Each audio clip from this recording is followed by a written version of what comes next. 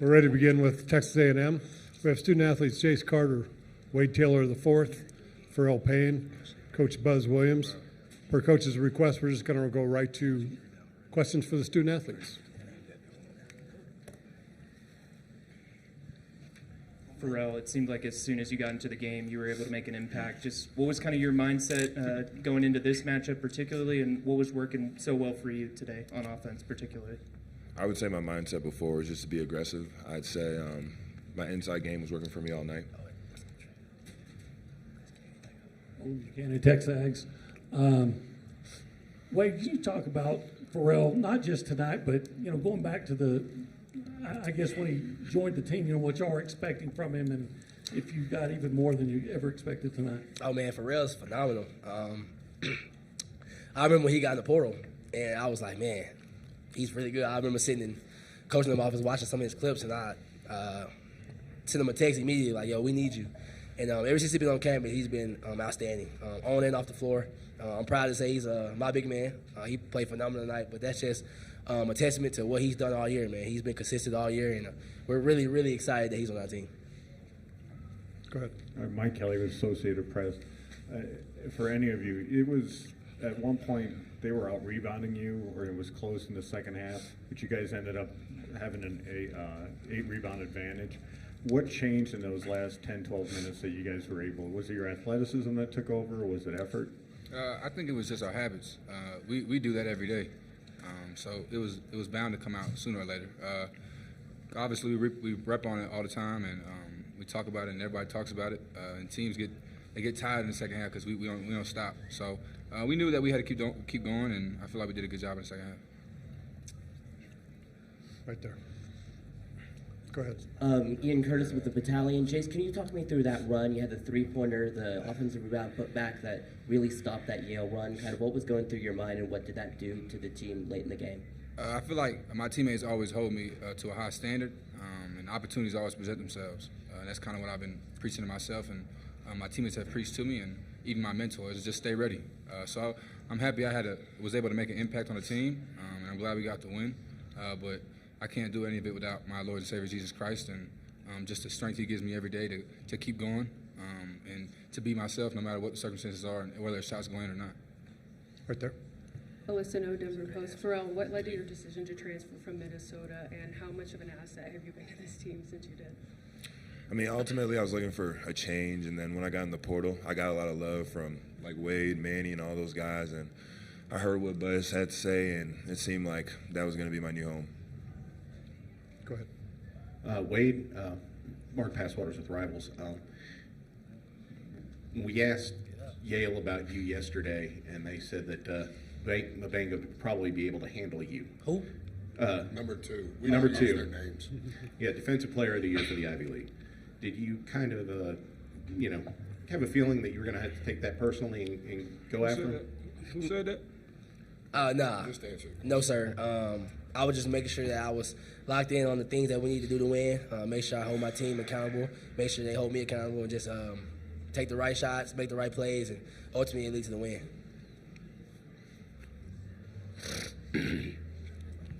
And throw one last one for me. Can you just tell us, I'm sure when you went to the transfer portal, you had other options. What was it that ultimately sold you on Texas A&M? I would say the first day was open. The first morning coaches were able to come out and see players. Coach Buzz was the first person to come see me. And when he told me what they were doing over there at Texas A&M, I wanted to join. Here. Braxton Doria with the Battalion, guys. It's for any of y'all. How did you feel y'all handled number 4 today, and especially with the season he's been having? I feel like we did a good job. I mean, he's an elite level scorer. I feel like we harped on him a lot. For him to finish with 23 points and do the things he did, he's an elite level scorer, and I feel like we did a good job, and I'm glad we got the win. Hey, Wade, in the first half, you guys, do you feel like that was maybe one of your better offensive performances in a half this season? And what was working so well that you guys were able to be so effective on the offensive end that half? I think sometimes some people get confused on what we consider a good offensive half. We've had a lot of great offensive halves this year, but how we want to play. But now we played pretty well in the first half. We still had a couple of things that we could cleaned up, which we tried to do in the second half. But ultimately, we played to the game plan, and I think we executed pretty well. Anything else for our student athletes? Okay, we'll dismiss them at this time. Thank you, fellas. God bless.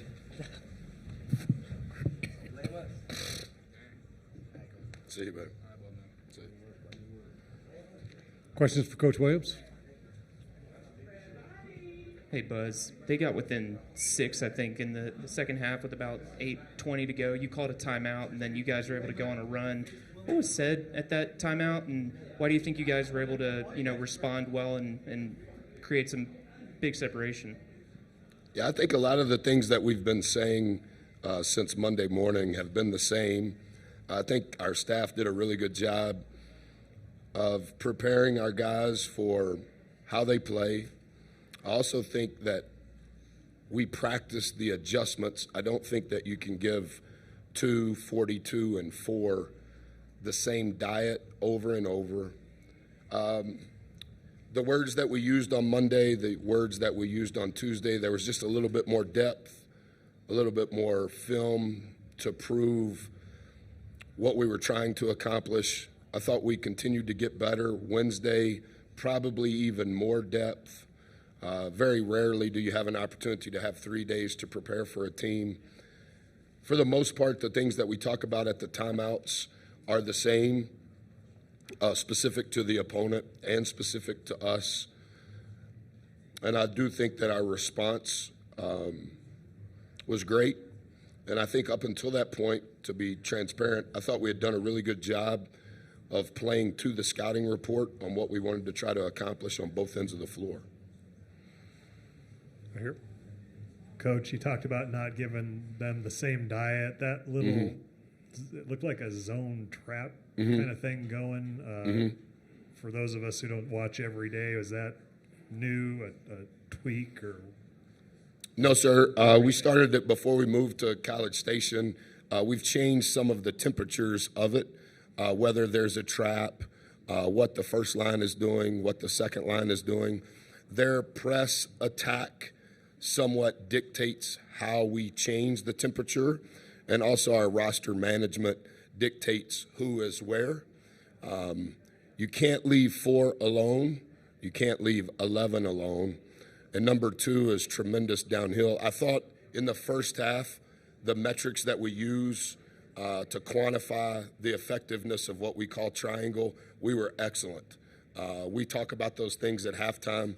I thought there in the middle of the second half, we turned it off, and we turned it off because they were behind double digits, and they were going a lot faster. This is the fastest analytically they have played all year.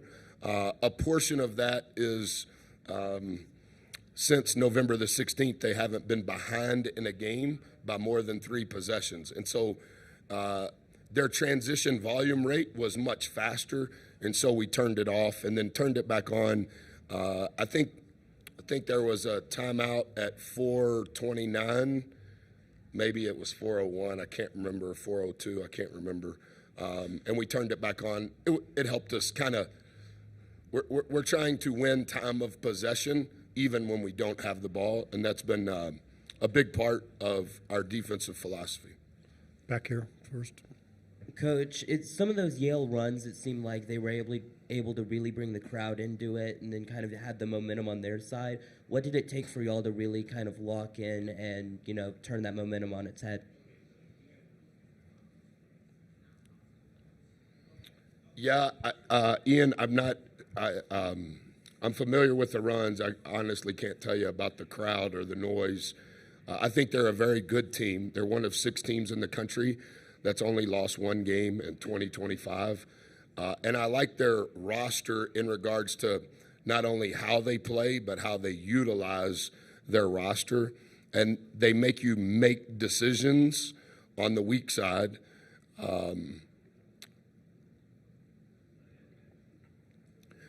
But before you have to make decisions on the weak side, you better figure out how to guard 42 at the rim. And so both of those things are correlated because 42 can beat you at the rim and 4 can beat you on the weak side. And we've studied their team specific to this year. Their team was a little different last year, but how they played was the exact same. 42 played 10 minutes a game last year and kind of took a completely different role. And 4 has continued to rise in his ability to make tough shots. 2 has been 3-time Defensive Player of the Year and MVP of the Ivy League.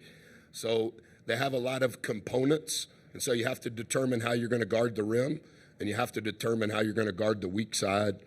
And depending upon who was in the game for them dictated what we were doing.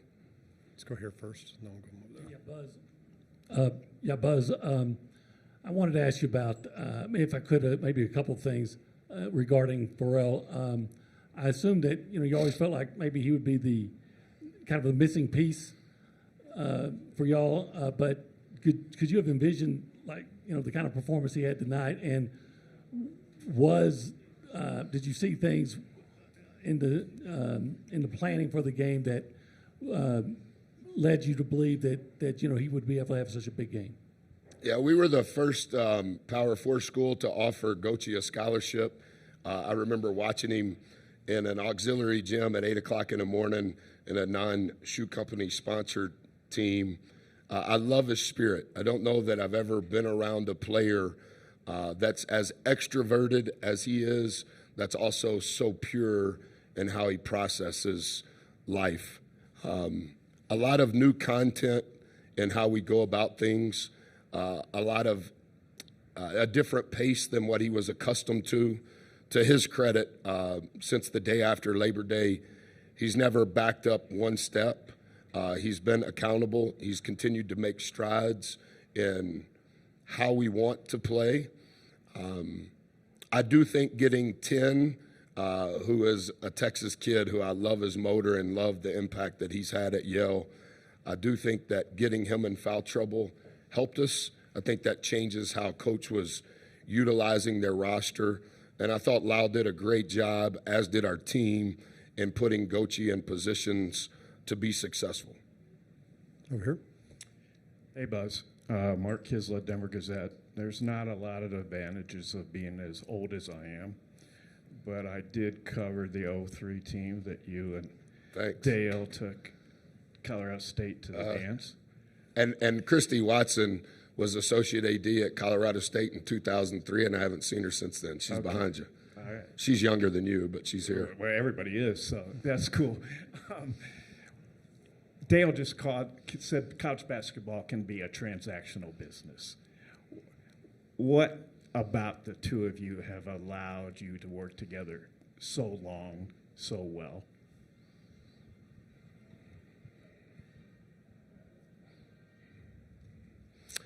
Coach hired his 2 college roommates when he got the job at Colorado State. I was the 5th person he interviewed. He didn't know me. Multiple people in the South had recommended me. I did not know Coach.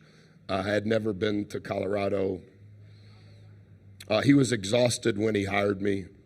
I was over the top in trying to express how much I wanted to work for him. A very unique scenario. He hired me 18 days before I married my wife. 60 days later, his best friend who was on his staff, their daughter was killed when we were on a foreign tour. There's a lot of things that have transpired that were never in the print media or on social media. I hired Coach when I got the job at Marquette in 2008. I should have never got the job at Marquette, and you could argue that Coach probably shouldn't have got the job at Colorado State. There's never been an ego problem between either of us, regardless of whose title was what. Coach left after Marquette after 1 year and became the head coach at Liberty. And then by the time I got to Virginia Tech, we played one another, and at the end of that year that we played against one another, Coach got fired. He may be the best human being that's been a college coach that I've ever known. And my problem that I have with our players and the problem that I have with our staff.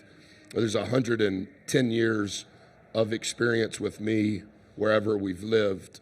Devin Johnson is our associate head coach. He was a manager when I was hired at UNO. My problem is I'm too loyal. And I love people that have an edge. I love people that have went about it the wrong way, the hard way, and have fought through adversity. And they're probably not receiving the attention that they're due, players and coaches. But that unspoken bond of loyalty and love and trust is very difficult for me to articulate. Coach is 67. This is his 43rd year in college basketball. He's been a head coach longer than I've been a head coach. And he's worked for me for 8 years. And when he hired me in 2000, nobody could have ever explained this story. And when he speaks to me, I don't move and I listen with both eyes because he's only going to say something that impacts winning.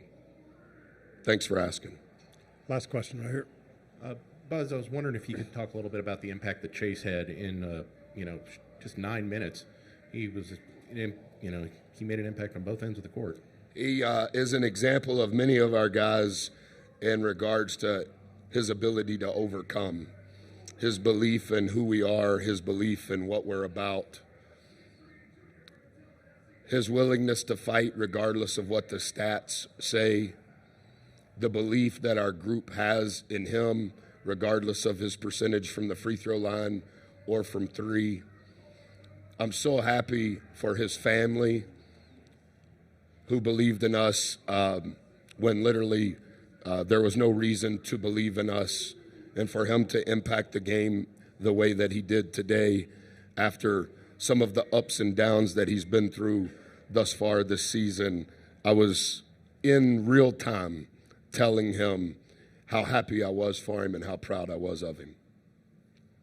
Okay, thank you for your time, Coach.